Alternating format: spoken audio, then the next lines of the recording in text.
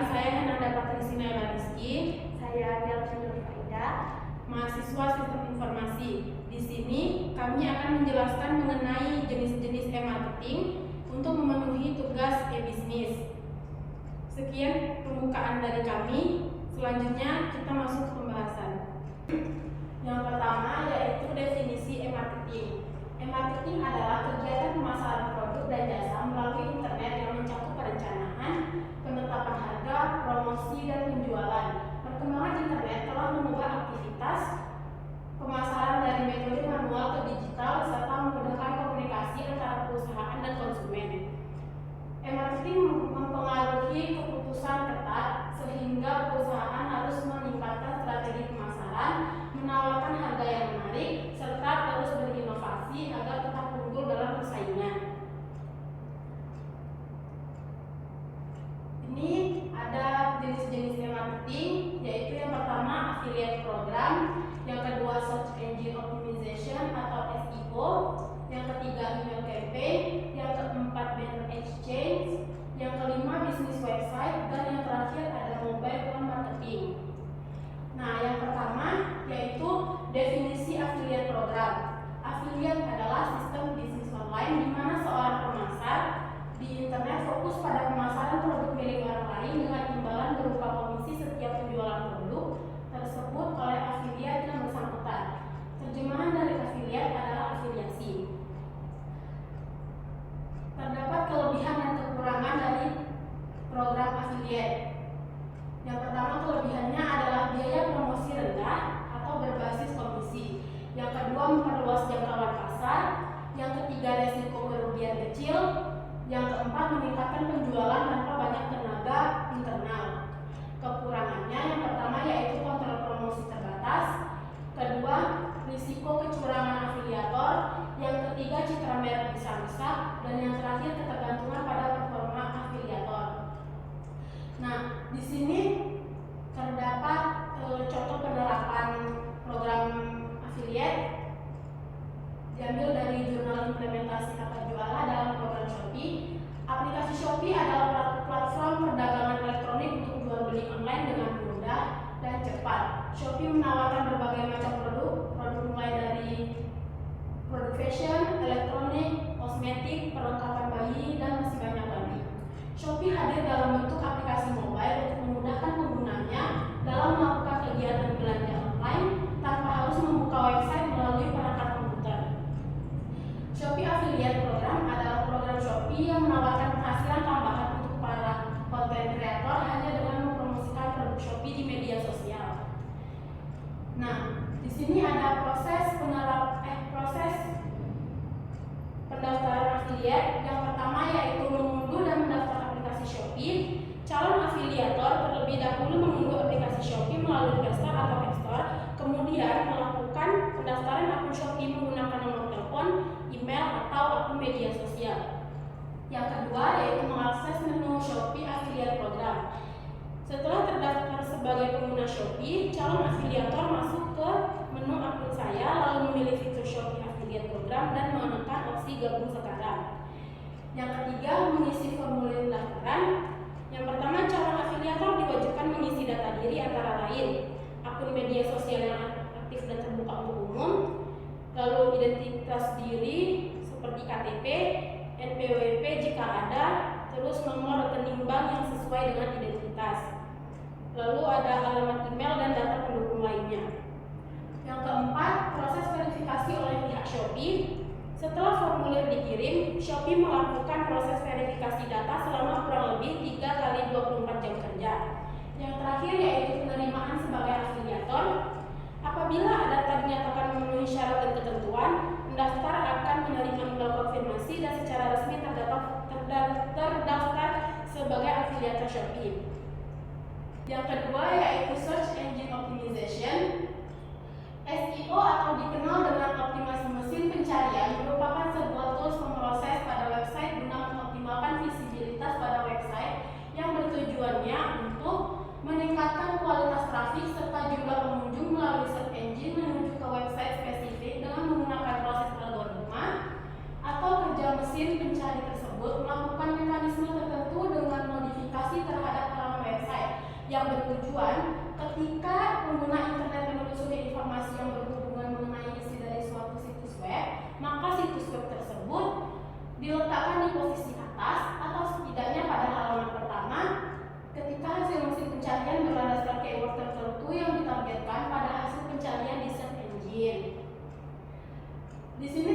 kelebihan dan kekurangan dari SEO. Kelebihannya yang pertama yaitu trafik gratis dan berkelanjutan. 2. Meningkatkan kredibilitas website.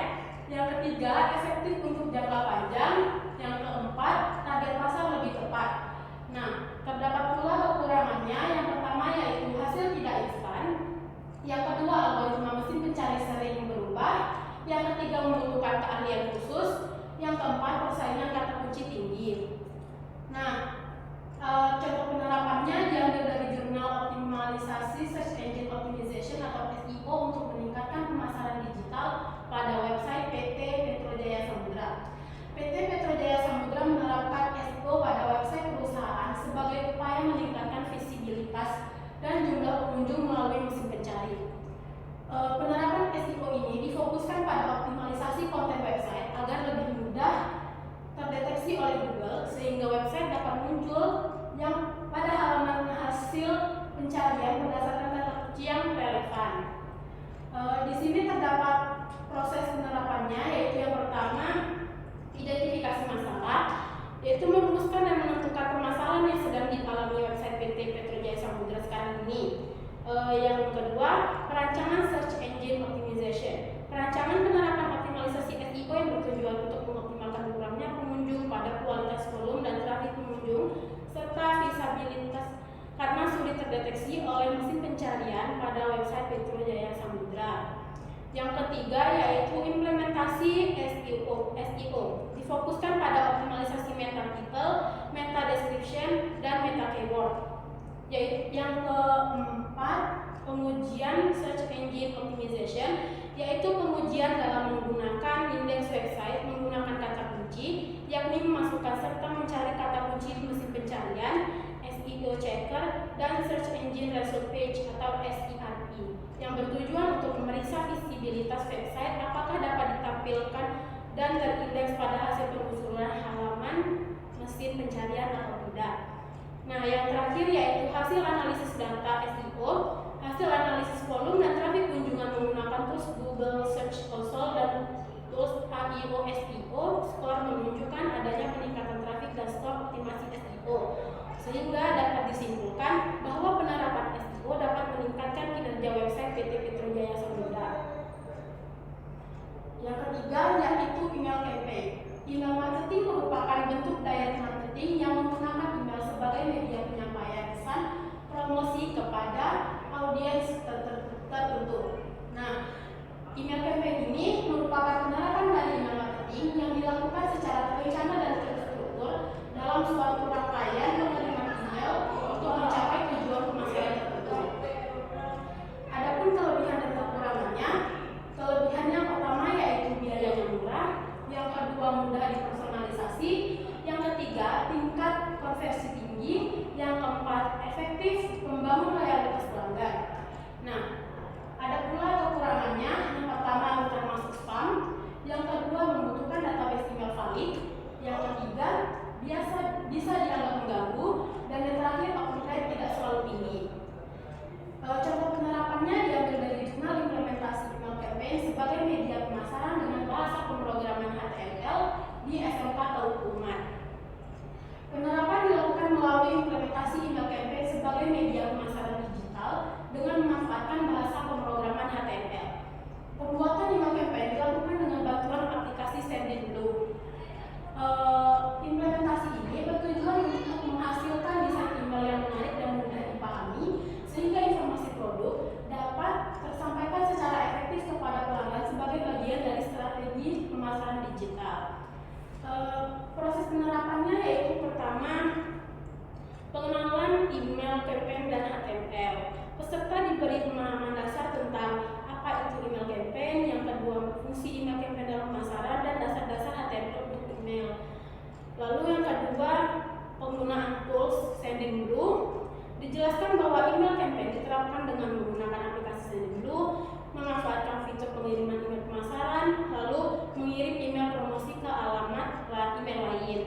Nah, yang ketiga, pembuatan desain email campaign, proses meliputi membuat tampilan email dengan bahasa HTML. Yang kedua, mendesain konten iklan agar menarik secara visual. Dan yang terakhir yaitu praktik langsung dan pendampingan. Yang pertama, peserta mempraktikkan pembuatan email campaign, dan yang kedua ada pendampingan dan evaluasi hasil pelatihan. Selanjutnya yang keempat yaitu ada definisi banner exchange. Banner exchange merupakan mekanisme kerjasama antara pengiklanan dan pemilik situs web atau sering difasilitasi oleh mesin pencarian atau perusahaan pertukaran iklan seperti Google, Yahoo, dan Bing untuk menampilkan iklan banner pada situs web lain guna menarik lalu lintas ke situs pengiklanan. Iklan banner umumnya berukuran 468 x 60 pixel, tidak dapat ditutup dan dapat bersifat statis maupun animasi. Di sini ada kelebihan dan kekurangan dari banner exchange. Yang pertama kelebihannya, yang pertama yaitu biaya promosi rendah, yang kedua mudah diterapkan, yang ketiga meningkatkan kunjungan website, yang keempat cocok untuk brand awareness. Yaitu yang kedua kekurangannya, yang pertama traffic kurang tertarget, yang kedua tingkat klik rendah, yang ketiga kurang efektif untuk penjualan, yang keempat tampilan sering diabaikan pengguna. Di sini ada contoh penerapannya, diambil dari jurnal and interplay among advertiser, online publisher, and exchange and web user. Banner exchange dalam e-marketing diterapkan melalui sistem exchange yang berfungsi sebagai perantara antara pengiklanan dan pemilik website. Dalam penerapannya, pengiklan menyediakan materi iklan banner dan menentukan target pemasaran, sementara publisher menyediakan peluang iklan pada website mereka. Ketika pengguna mengakses sebuah halaman web, Exchange secara otomatis memilih dan menampilkan banner iklan yang paling sesuai berdasarkan mekanisme pertukaran dan penawaran. Proses ini memungkinkan distribusi iklan banner dilakukan secara efisien, terstruktur, dan relevan sebagai bagian dari strategi pemasaran digital. Di sini ada prosesnya. Yang pertama pengiklan menyiapkan banner iklan serta menentukan target dan anggaran kampanye. Yang kedua, publisher menyediakan slot banner pada website sebagai ruang iklan. Yang ketiga, exchange mempertemukan iklan dan publisher dalam satu sistem pertukaran iklan. Yang keempat, saat website diakses pengguna, sistem memilih banner yang paling sesuai secara otomatis. Yang kelima, banner ditampilkan kepada pengguna dan format iklan dicatat untuk evaluasi. Yang kelima ada bisnis website. Di sini ada definisinya. Bisnis website adalah kegiatan usaha yang memanfaatkan website sebagai sarana utama untuk menjalankan, mempromosikan, dan mengembangkan bisnis baik dalam bentuk penjualan, layanan maupun interaksi dengan konsumen di era digital. Di era digital berkembang pesat, pembuatan website menjadi bisnis yang menjanjikan dan elemen penting dalam transformasi bisnis. Website tidak hanya berfungsi sebagai sarana komunikasi dan penjualan, tetapi juga sebagai media utama interaksi dengan konsumen, pesaing bisnis, dan pengembangan inovasi. Di sini ada kelebihan dan kekurangan dari bisnis website. Yang pertama, meningkatkan profesionalitas bisnis. Yang kedua, media promosi 24 jam. Yang ketiga, kontrol penuh atas konten. Yang keempat, memudahkan transaksi online. Kekurangannya, yang pertama, biaya pembuatan dan perawatan. Yang kedua, membutuhkan optimasi SEO. Ketiga, rentan gangguan siber. Keempat,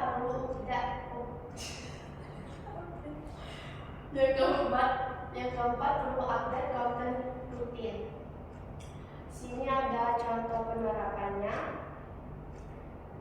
Diambil dari jurnal implementasi digital marketing berbasis website pada UMKM Kipas Bandung Biru untuk mengembangkan strategi bisnis.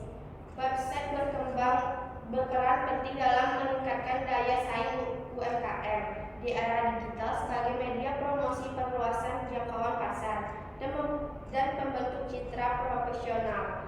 Website membantu UMKM membangun kehadiran daring melalui penyediaan katalog produk, pemesanan online, serta integrasi pembayaran elektronik.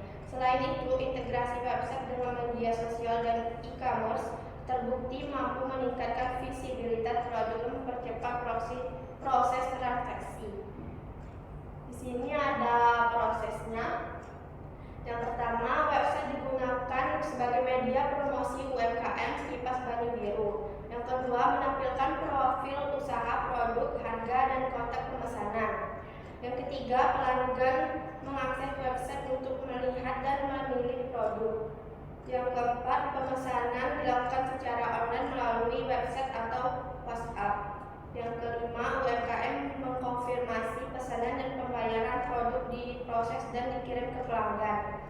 Yang keenam, data website digunakan untuk evaluasi dan pengembangan strategi bisnis. Yang terakhir ada definisi mobile phone marketing. Di sini ada pengertiannya, kegiatan pemasaran yang memanfaatkan perangkat telepon seluler sebagai media komunikasi untuk menyampaikan pesan pemasaran secara personal, langsung dan interaktif kepada konsumen. Mobile phone marketing merupakan bagian dari pemasaran digital yang menggunakan teknologi mobile untuk menjangkau konsumen kapan saja dan di mana saja dengan konten yang relevan sesuai konteks pengguna. Di sini ada kelebihan dan kekurangan dari mobile phone marketing. Yang pertama, menjangkau pelanggan secara langsung. Yang kedua, tingkat keterbacaan tinggi. Ketiga, cepat dan real time. Keempat, cocok untuk promosi personal. Kekurangannya yaitu mengganggu privasi pengguna. Yang kedua, ruang pesan terbatas. Yang ketiga, risiko diblokir pengguna. Yang keempat, terikat regulasi ketat. Di sini ada contoh penerapan dari jurnal media sosial TikTok sebagai media penjualan digital secara live di kalangan mahasiswa Universitas Ahmad Dahlan. TikTok saat ini menjadi salah satu platform media sosial yang digunakan sebagai digital marketing. Melalui TikTok, barang atau produk yang ingin dijual bisa dibagikan melalui beberapa teknik digital marketing. Berdasarkan analisis konten yang telah peneliti lakukan, ditemukan beberapa teknik digital marketing yaitu iklan, storytelling, komedi, diskon, testimoni, tagar, tanya jawab, promo, cashback, audio, musik, dan feedback. Di sini ada prosesnya. Yang pertama, akses melalui smartphone. Mahasiswa menggunakan ponsel untuk membuka aplikasi TikTok sebagai media pemasaran.